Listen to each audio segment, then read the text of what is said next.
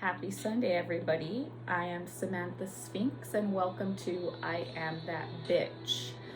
Today, I am going to talk about PTSD, and I am going to talk about my own personal experience with PTSD. I was diagnosed with PTSD after the pandemic, and I was also diagnosed with anxiety. During the pandemic, they put me on Ativan for my panic attacks. And they also put me on trazodone for sleep. And then after the pandemic, when my mom died, they increased my trazodone. I had Ativan as needed for my panic attacks. I got started on Lexapro and Wellbutrin. I'm gonna try my best to get through today's episode without getting emotional. But the pandemic really triggers me. But it's important for me to talk about this because I'm back. I had to take a little breather because the pandemic is a trigger for me. Anytime I talk about the pandemic, I can see their faces. You guys, I don't know if I'm gonna be able to do this. No, I can do it. I need to talk about the pandemic. And the reason that I need to talk about the pandemic is because I need other nurses to know that they're not alone in the feelings that they're feeling. And I want the public to know what was actually happening inside those hospitals, because a lot of nurses don't talk about what was going on inside those hospitals because they were afraid of retaliation against administration, getting fired, people talking shit about them. They were afraid to say what was actually going on because, you know, it's our livelihood. That's our job. That's how we put food on the table. That's how we pay for our kids' daycares. That's how we survive. So a lot of nurses don't talk about what happened during the pandemic because it's their livelihood. I can talk about it now because I'm not a practicing nurse anymore. And I didn't renew my license because I don't intend on going back to bedside. I don't intend on working as a nurse again.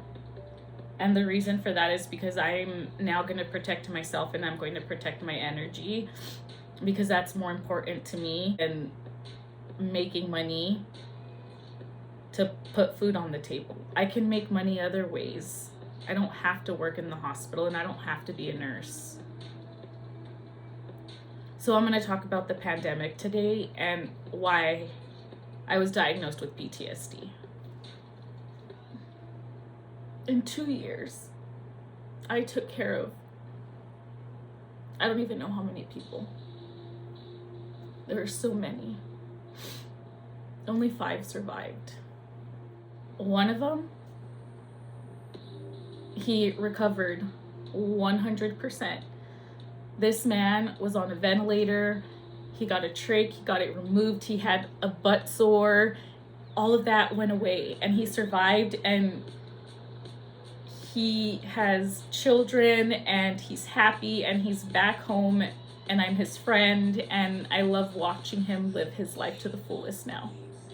But he is the only one.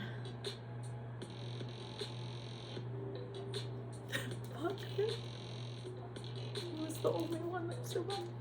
Like, who was on the ventilator, got off the ventilator, got his trach out, you know, and is like a walkie-talkie person now. It was just out of the hundreds. Okay, sorry. I'm still, obviously, this is still a trigger for me. So there was another man that I took care of, and he was in his early 30s, and he survived, but he left the hospital with a trach. I didn't actually ever get to talk to him after that.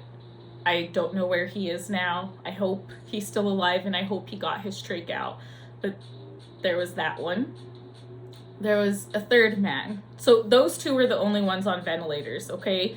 So I only had 2 people survive who were on ventilators. Okay, the other 3 people who survived had never been on a ventilator. They were on the BiPAP, but they never got onto a ventilator. So I only had 2 people survive from all the patients that I took care of. My other 3, there was 2 men and a woman, and the 3 of them never were intubated, but they survived and they got through it. There was this one man, and I can see his room. I can see him sitting up in his room. Every morning, this man would get up and he would sit up tall in his bed, crisscross applesauce, and I would see him doing his breath work over and over and over again. And, you know, there were days where he was so tired, and he was like, I gotta keep going, and he did. And he never ended up on the ventilator. There was a couple of times where we thought we may have to, and I think it was in relation to his anxiety, but he never was intubated. And I ended up visiting him when he left the ICU. I went and visited him in rehab, and he had lost so much weight, but he survived, you know? He had kids to go home to. And so those were my survivors. I only had 5. And it's a trigger for me because there were so many of them. And I remember, you know, being the last person that they talked to.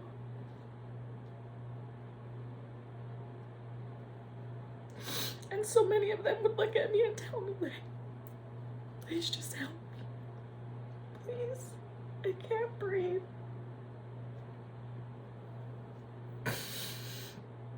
And I had to stay strong for them.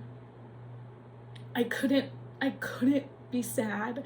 I couldn't be scared for them. I had to be strong for them, and I had to look them in the face and tell them that they were going to be okay and that I would take care of them. And I did my best. I'm going to talk about this one event because this is probably the most traumatic event for me. And it's traumatic because of the experience that I had. And it was a woman, and she was in her 50s. And I went into her room that morning, and she was talking, she was playing on her phone, and I asked her what she wanted for breakfast, and she had to type it out on her phone because she couldn't talk because she had the big face mask. It's called a BiPAP machine. Oh gosh, look, I have toilet paper on my eye. Sorry guys, that's not a tear, that's toilet paper. So I brought toilet paper today because I knew that I was gonna cry because this shit is not easy to talk about. I don't like talking about the pandemic. But again, I think it's important for people who weren't in the hospital to know what was actually going on, and I can talk about it now. So this woman, she told me what she wanted for breakfast. She had one IV, one peripheral IV.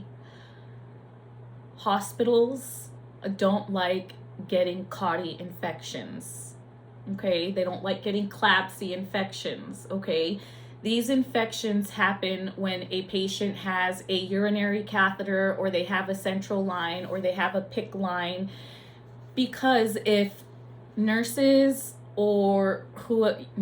doctors, whoever is taking care of the patient, if they're not doing sterile technique, or they're not clean, or they're not doing things correctly, making sure that, you know, they're cleaning their tubing, all that stuff, then bacteria can crawl up and you can actually get an infection, okay? And hospitals hate that shit because anytime a hospital gets a CLABSI or a CODI, guess what?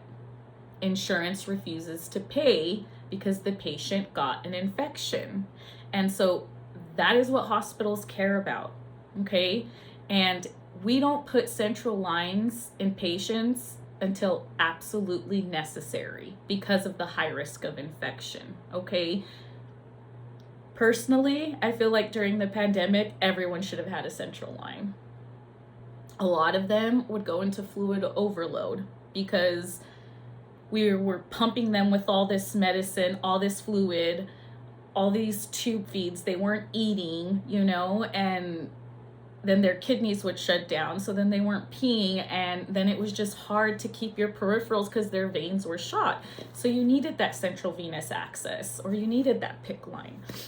This woman did not have a PICC line. All she had was 2 peripherals. That's it. I came in, I did my assessment.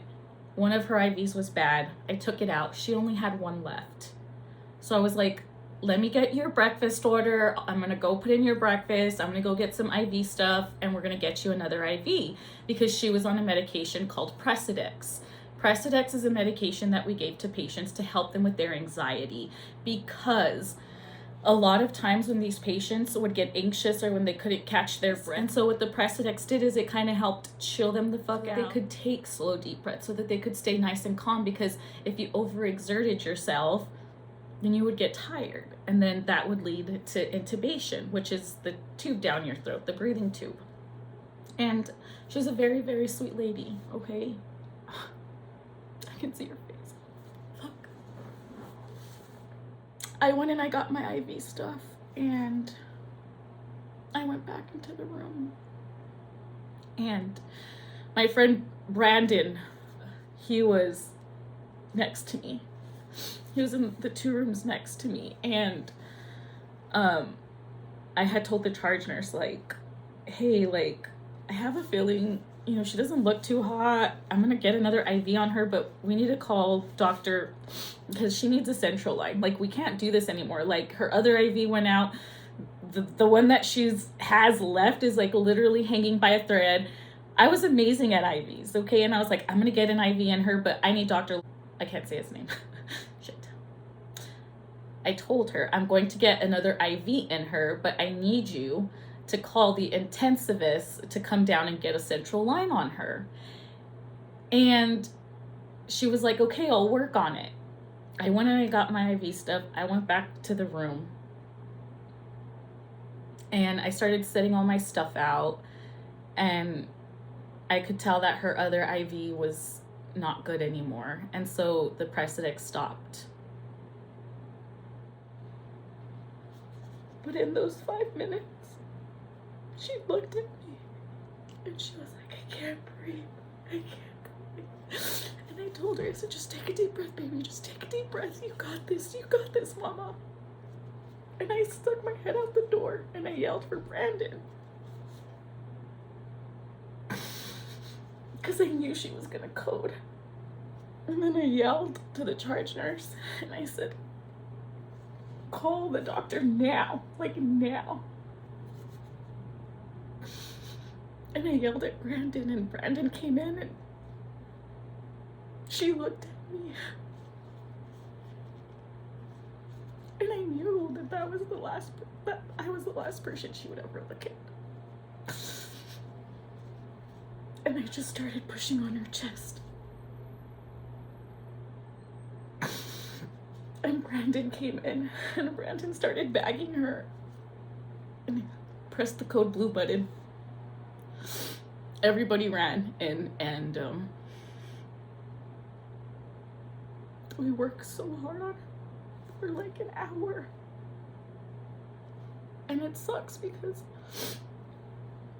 she had a family member who worked in the hospital, and they heard her room number being called on the overhead. And it was her daughter. And she came to the unit. And she sat on the floor and she watched us work on her mom. And when I was done, I walked out of the room and I was like drenched in sweat. Like, we had to wear these green fucking surgical scrubs, and I was drenched. I looked like I jumped out of a pool because I had to be gowned up or whatever. And I just looked at her and said, I'm so sorry.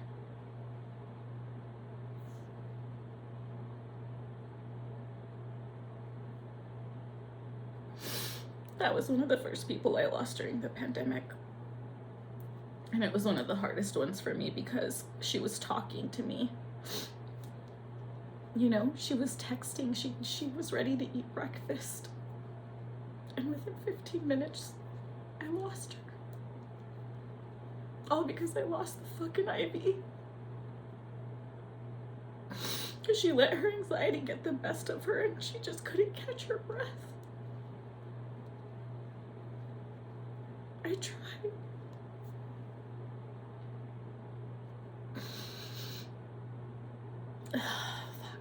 So that was one of them. And there were so many more like that. So many more stories like that. But she was one of the first ones. And so I remember her very clearly. I remember what she looks like. I remember her name. I remember the color of her cell phone. I remember that day like it was yesterday. I remember yelling for Brandon to come and help me. I remember trying so hard to get more IV access and I couldn't get it.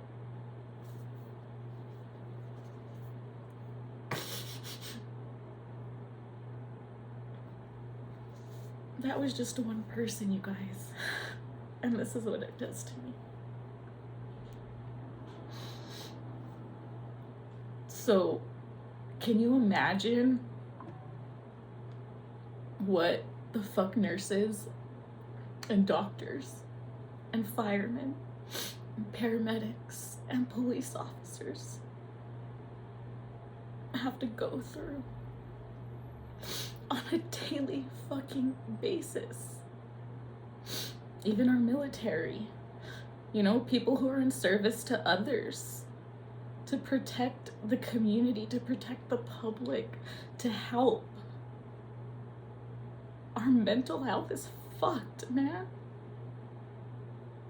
And they don't give us adequate education. They don't give us adequate care. Not once did the hospital offer us any type of mental health. I'm sure it's in the employment packet somewhere, but never ever did they come and say, hey, you guys, this is a lot. Like, let's have a sit down. Like, how can we help you, like, recover from this? That never happened. It doesn't happen. And this is why so many nurses are secretly abusing alcohol, secretly abusing drugs, overdosing on medicine, on a shit ton of meds, fucking overweight, smokers, miserable. Because they don't care about you. They don't care about us. And the pandemic fucking sucked balls. I had thousands of patients in 2 years. And I had to do that over and over and over. And it takes a toll on you. And the PTSD is real. I would come home at night and I would close my eyes. And I would see them. All of them. And I would try so hard. I would hear alarms in my sleep. I would hear the code blue alarm in my sleep. I would hear the ventilator alarms in my sleep. I was just in survival mode. I was trying to save people and I was trying to survive too. And I held myself together with alcohol for those 2 years. Alcohol in the gym. That's what I did. I remember, I kept myself together like really, really well during the pandemic. And I remember towards the end of the pandemic, me and some of my college friends went to Galveston for our annual girls trip. And I remember being at a bar and we were drinking and I got so drunk. And this was like right after the pandemic had ended. And I was crying at the bar. And I was crying to my best friends because I was just a fucking mess, And it was funny because we went to the bathroom and I remember this woman being like, honey, he is not worth it. Don't worry about it. Why are you crying about a man? And I was like, I'm not crying about a man. I'm crying about my dead patients. And she looked at me and she's like, oh shit. She's like, I'm so sorry. It's okay. But, us nurses and doctors who worked through the pandemic, we saw a lot of death. And I just personally, my experiences were traumatic for me because having to break somebody's ribs, having to push on their chest, having to look at them in the face and knowing that you're the last face they're ever gonna see. Sometimes you have to numb yourself to that, and you just have to, you know? So it's not easy. And police officers have to deal with this shit all the time too. You know, and they risk their lives because they're out there fighting criminals. Same with firemen. You know, they're the ones who get called out to drownings of a baby or a child or a shooting or a car accident. They're the ones who are going to see the bodies. And they have to go home and they have to pretend like nothing happened. Oh my gosh, this freaking toilet paper. They have to go home to their families or continue on their shift like they didn't see anything. On to the next one. You guys know that after that, I didn't even get a break. I didn't even get a break. I had to bag her up. And then I had to go take care of my other 2 patients. Because at this time it was 3-1. In critical care, it should be 1 to 2 patients for every nurse. But during the pandemic, we were 3-1. There were some days where it was 4-1. Because we just didn't have enough staff. And they weren't getting the care that they deserved because there wasn't enough of us and too many of them.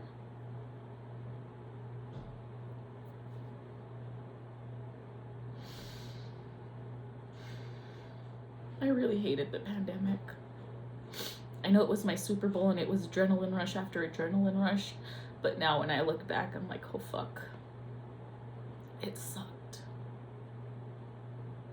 And so me having to do that for 2 years, can you imagine what that does to a police officer who's been a police officer for 20, 30 years? Or a fireman who's done it for 30, 40 years? Or somebody who's in the military who did it for 5 years, but it was constant war? Or a paramedic who gets called to these, you know, unimaginable calls that you can't even comprehend what the fuck we see. And all they do is give us pills. Here, take Trazzy. Here, take an Addy. Here, have some Wellbutrin. But never, ever, ever did they offer us therapy. Never, ever did they offer us a break. Nothing. Oh, but in the NFL, I remember that guy who like had cardiac arrested, and oh, right away everybody got therapy. Everybody got the help that they needed. The system is so fucked up. This is why military men and women are killing themselves. This is why police officers are killing themselves. This is why firemen are killing themselves. This is why nurses are killing themselves. This is why doctors are killing themselves. Because the pain is real.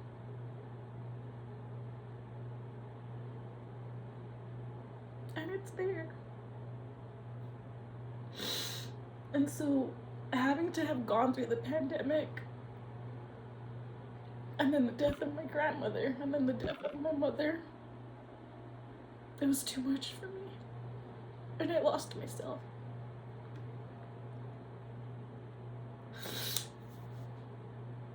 But I found myself again, and I'm so proud of myself. Because I could have kept drinking. I could have kept taking the Trazodone and the Ativan and the Lexapro and the Wellbutrin and the Vyvanse. I could have kept doing all of that, but I didn't want to be taking pills anymore. It's just a Band-Aid. It's important for me to heal my traumas, and it's important for me to give myself some grace and not be mad at myself. that I couldn't save all of them.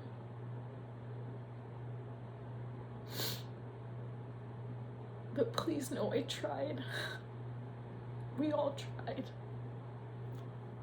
Every single fucking nurse tried. Even the ones I hated. We all tried. And now we all have scars that we have to live with for the rest of our lives. And there are some nurses that I worked with through the pandemic who still work in the hospital. And I know that they have these feelings, because if they're compassionate or caring, they're gonna feel these feelings because they're real.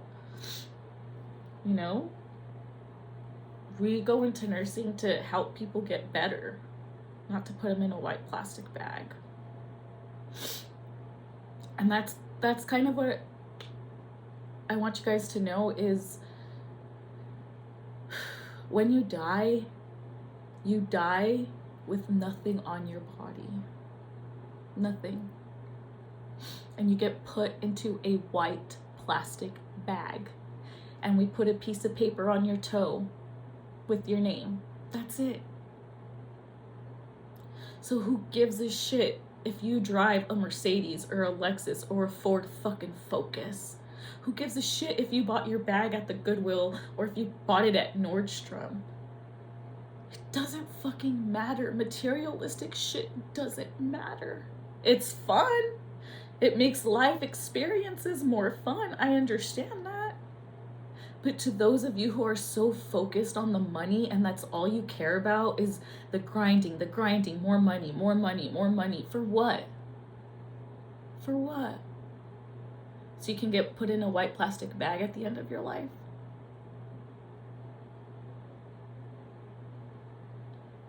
No.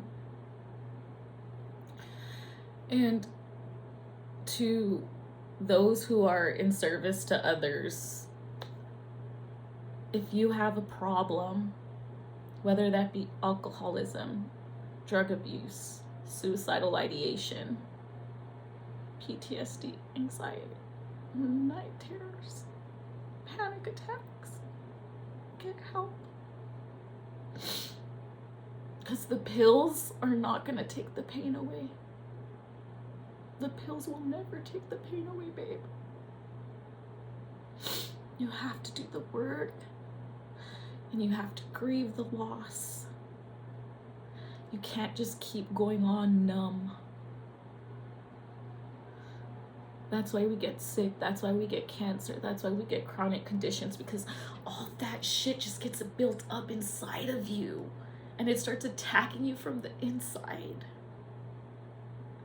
So yes, I am speaking my truth. I am telling people my personal experience because I think it's important for other people to know that you're not alone. And your pain, I feel your pain too. I'm right there with you. But I promise you that you're stronger than you think. And you just have to give yourself the opportunity to trust the process and know that you're better than your demon, whatever that demon is. Whether it's the alcoholism, whether it's the addiction, whether it's the thoughts, whatever it is, you are more powerful than that. And I'm telling you right now, life after medication and addiction is beautiful. I have hard days. I'm not gonna lie to you. I do feel the pain. I cried in the shower this morning, preparing myself for this episode, because I knew it was gonna be a hard one for me. But I knew it was important for me to talk about the pandemic and to talk about PTSD because I want other healthcare workers to know that they should just get help. Stop pretending like you're not in pain. Stop pretending that you're not sad. Stop pretending that you're this strong fucking woman. And that, oh, because you're really in pain. I was in pain. Still am in pain, but I was numbing myself with alcohol and pills. Now I feel all the pain, and now I'm voicing my pain. But I want you guys to know that the healing is so fucking worth it. The growth, the change. Now I can sleep at night. I don't have night terrors anymore. I don't have panic attacks anymore. I'm not scared to die. I used to be terrified of death. I used to lay down at night and I used to stop breathing. And I used to freak myself the fuck out. Because I thought that I might die.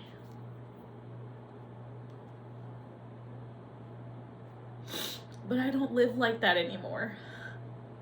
Thank you, God. I don't live like that anymore.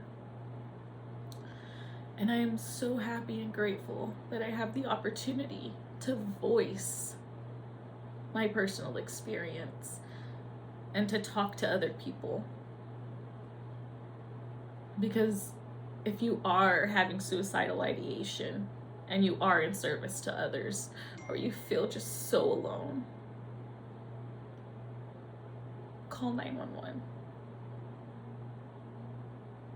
Call your suicide hotline.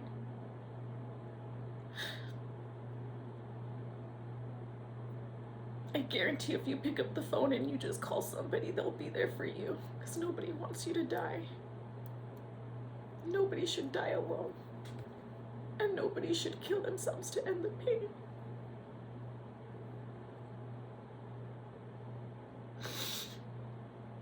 Okay, I think I'm done today. That was a really... This was a big one for me.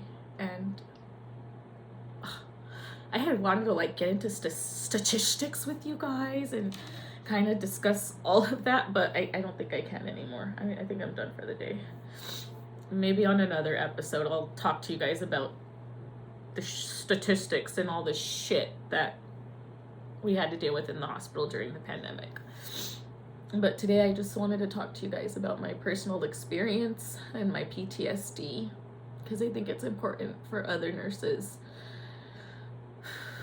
and other people who are in service to others to know that the feelings you're feeling, they're normal for us, because we see shit that everyday people don't see. So just know that I love you. I'm praying for you. I'm sending you my love. And I really, really hope that this helps somebody. I really do. I love you. Please know it'll get better. I promise.